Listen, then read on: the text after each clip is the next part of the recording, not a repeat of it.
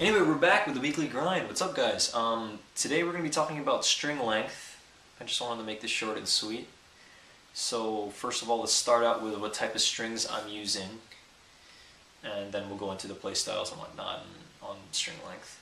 For single A, I don't know. It really depends on what type of yo-yo you're using and how wide the gap is and all that. The wider the gap, the thicker string. I'm guessing. But for what I use, the Caribou Lodge line, I personally go with these strings made by a friend of mine.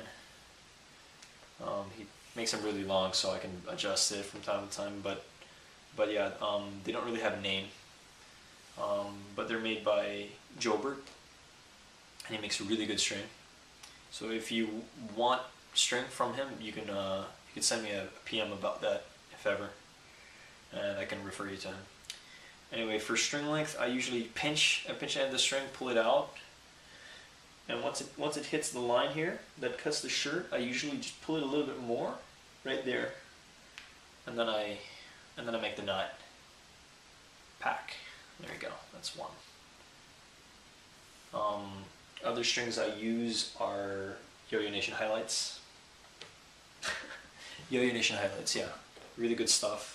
I use this with I don't know, yo-yos that have a wider gap, like the Stampede, for example, or other yo-yos, Spy, Yo-Yo Factory. For 2A, for two-handed play, I recommend thinner string. So I also use Jobert's string. And for string length, I usually put the yo-yo on the ground, tie it up, and then cut it right below the crotch area. I know that sounds kind of weird, but yeah, cut it right below the crotch area, and that's usually how long I'll have it. But it's really all about personal preference at the end of the day, so yeah.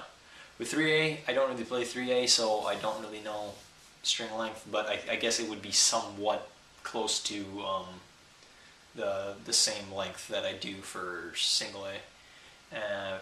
4A, a little bit longer. Usually I just hold it out, stretch it out till here, and like go a little bit further, maybe here for 4A.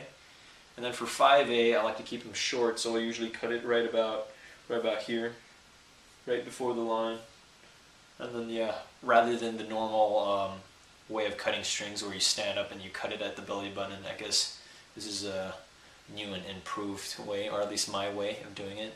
I wanted to add a little skateboard tutorial trick in this clip because it was kind of short. So I'm going to be teaching you guys how to hard flip.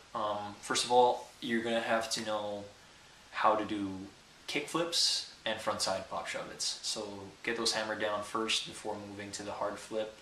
My tutorial is very short, so just listen to it. Just make sure the foot placement is key. Just make sure that your feet are where they're supposed to be.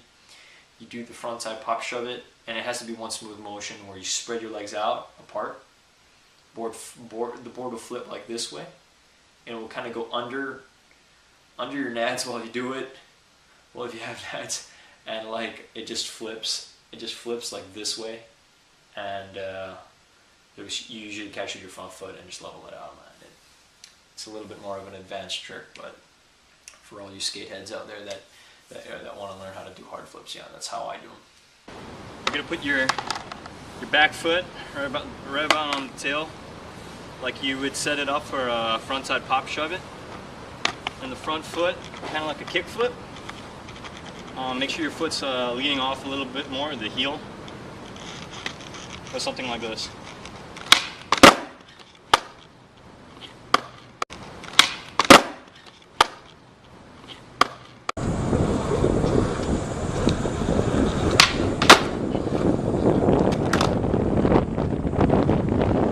Song for today would be So Here We Are by Block Party.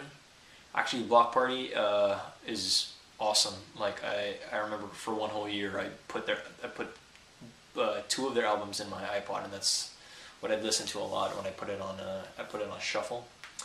Another song would be Banquet. It's really good by Block Party as well. Yeah, so check those two songs out.